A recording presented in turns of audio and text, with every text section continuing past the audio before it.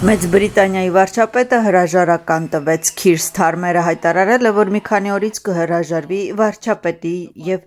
լեյբորիստական կուսակցության ղեկավարի պաշտոնից։ Վերջինս ասել է, որ երբ ստանձնել է կուսակցության ղեկավարությունը, ինքը քաղաքականապես, ֆիզիկապես եւ բարոյապես սննկ էր, բայց կարողացել է շրջադարձ կատարել եւ ամրապնդել այն։ Սթարմերի խոսքով իր բոլոր որոշումները կայացվել են երկրի շահերից ելնելով։ Նա նաեւ նշել է, որ կապահովի իշխանության կարգավորված փոխխանցումը եւ լիովին կաջակցի իր հաջորդին։ BBC-ի կողմից հրապարակված նամակի համաձայն Մանչեսթերի քաղաքապետ Էնդի Բրինհեմը կփորձի փոխարինել Սթարմերին վարչապետի պաշտոնում։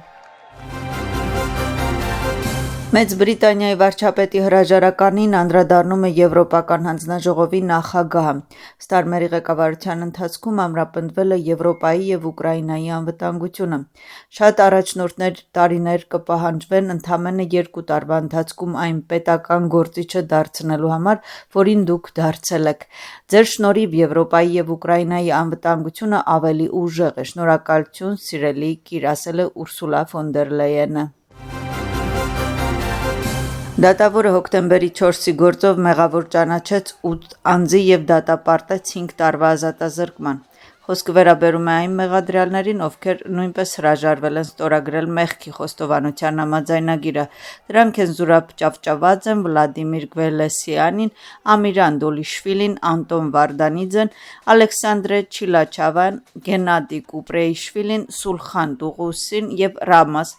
Մամուլաձեն։ Մեղադրյալներից ոչ մեկը իր մեղքը չի ընդունում, սակայն Զուրաբ Ճավճավաձեն դիմել է դատախազություն մեղքի խոստովանության պահանջով, որը չի բավարարվել։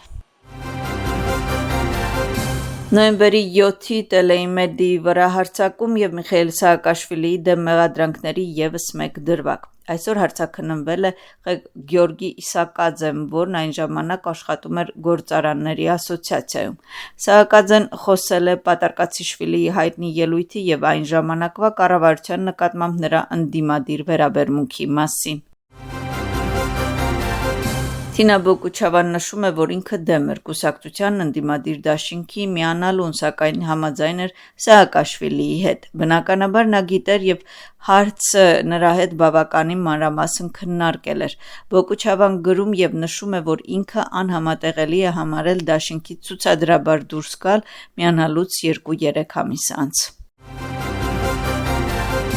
Պատգամավորները վաղը խորհրդարանի լիագումար նիստում կլսեն օմբուդսմենին։ Այսօր Լևան Իոսելյանին զեկույցի քննարկմանը հաջորդեց Մարդու իրավունքների պաշտպանության կոմիտեի քննարկումը։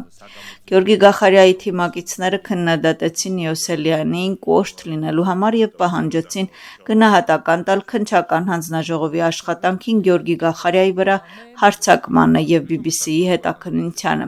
Ի պատասխան մեծամասնության անդամները հանուն Վրաստանի խմբակցության անդամները մեղադրեցին անգործունեության մեջ։ Օմբուդսմենի գրասենյակում ժողովրդական պաշտպանը խոսեց օկուպացված տարածքների եւ օկուպացիոն գծին հարակից բնակիչների իրավունքների խախտման, անօրինական ձերբակալությունների եւ այսպես կոչված սահմանազատման մասին։ Բյուրոյի նիստ օրենսդրական փոփոխություններ են մտցվել, որոնք վերաբերում են արագության գերազանցման համար վարչական պատասխանատվությանը։ Փոփոխությունները ներառված են վարչական իրավախախտումների օրենսգրքում։ Նախագծի համաձայն 15 կմ/ժ-ից ավելի, բայց ոչ ավել քան 30 կմ/ժ արագության գերազանցման համար տուգանքը 100 լարիի փոխարեն կդառնա 50 լարի։ 30 կմ/ժ-ից ավելի, բայց ոչ ավելի քան 40 կմ/ժ արագության գերազանցման համար տուգանքը կմնա 100 լարի, իսկ 40 կմ/ժ-ից մինչև 50 կմ/ժ արագության գերազանցման դեպքում 100 լարի տուգանքը 300 լարի փոխարեն։ 50 կմ/ժ-ից ավելի արագության գերազանցման համար կպահպանվի 300 լարի պատժաչափը։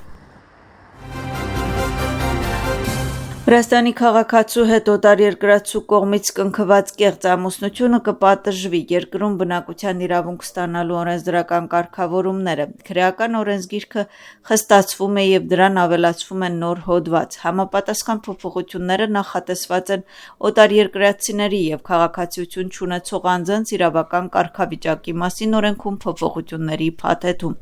Ներքին գործերի նախարարության կողմից հեղինակված փոփոխությունները կխստացվեն կարգավորումները բացի կեղծ ամուսնություններից և կվերաբերեն նաև կրթական նպատակներով բնակության իրավունք ստանալու հարցին։ Նախաձեռնությունը քննարկվել և աջակցվել է իրավական հարցերի հանձնաժողովի կողմից առաջին լսման ժամանակ։ Ընդհանուր բնակչության մարդահամարի արդյունքները հրապարակվել են ազգային վիճակագրական ծառայության կողմից։ Նոր տվյալների համաձայն Վրաստանում բնակվում է 3.929.000 մարդ։ Այս թիվը գրեթե 6%-ով ավել է, քան 2014 թվականի տվյալները։ Արդյունքների համաձայն Վրաստանի քաղաքացիների թիվը որոշվել է 3.775.000, ազգությամբ վրացիների թիվը աճել է 2.5%-ով։ Երկրում բնակվող երկրորդ ամենամեծ էթնիկ խումբը ադրբեջանցիներն են, որոնց հաջորդում են հայ բնակչությունը։ Վրաստանի քաղաքացիների 52%-ը կանայք են, իսկ 48%-ը տղամարդիկ։ Գյուղատնտեսական մարդահամարը անցկացվել է 2024 թվականի նոյեմբերի 14-ից մինչև դեկտեմբերի 31-ը։ Մարդահամարը ընդգրկել է երկրի ողջ տարածքը, բացառությամբ օկուպացված տարածքների։ Պաշտպանության նախարարության բանակային ճամբար նախագիծը մեկնարկվեց։ Պաշտոնական բացման արարողությունը տեղի ունեցել Կոջորիում Գյորգի Անծուխելիձեի անվան սերժանտների ակադեմիայում։ Այս տարի բանակային ճամբարը կանցկացվի Պաշտպանության ուժերի պատրաստության և ռազմական կրթության հրամանատարության երկու ստորաբաժանումներում՝ Կոջորիում և Սաչխերեում։ Նրանք կուսումնասիրեն առաջին բուժօգնության գործնական առաջադրանքները, ինչպես նաև վիրավորների տարհանումը, կմասնակցեն ինժեներական և հանքարդյունաբերական վարժանքներին։ Նախատեսվում են սիրողական, անօդաչու թռչող սարքերի, ներածական և գործնական դասընթացներ։